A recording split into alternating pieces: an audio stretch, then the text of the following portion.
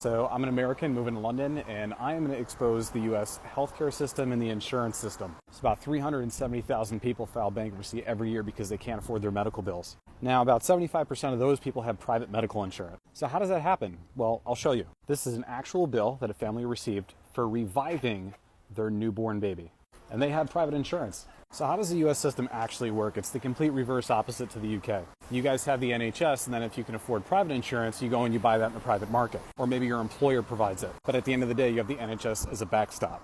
In the U.S., our first line of defense is private insurance, and then a really horrible public system baked underneath. So let's talk about the fine print. In the private world, you have in-network versus out-of-network. So if you go to the emergency room, if you need surgery, if you're delivering a baby, the hospital you go to might be in network. But if the surgeon is out of network, the anesthesiologist, the radiologist, if they are not in network, you will get a letter in the mail saying your insurance company is denying the medical claim. So that visit that was supposed to cost a couple $1,000s is now $30,000, $40,000, $50,000. Like, people in the US literally have a medical budget to have a child. All right, now let's talk about deductibles. The deductible is the amount of money you have to pay out of pocket first before your insurance kicks in. So let's say your deductible is $2,000. You go to the doctor for a checkup, that's a couple $100. You need to do a blood panel, that's another couple $100. Something's not right, you need an EKG. That's another couple $100. You have to pay for all that out of pocket because you did not hit your $2,000 deductible. It's only until you hit that deductible that your insurance company will start paying a percentage of the medical bill, sometimes like 80%. This is why the number one cause of bankruptcy in the United States are medical bills. So what happens when you can't pay the bill? The hospital sells that debt off to the highest bidding collection agency.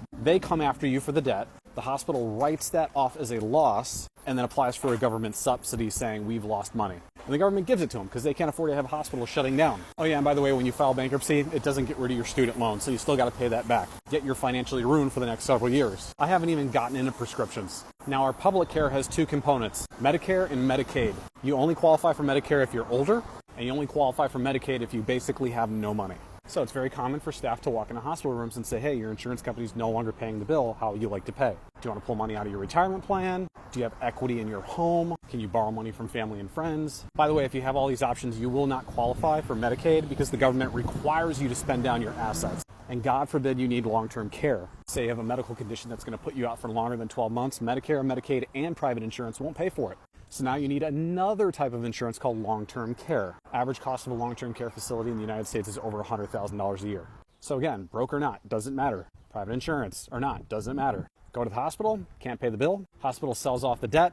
They report the sell-off as a loss, and they get subsidized by the government. Meanwhile, you're stuck with a bill and a collection agency that won't stop calling you.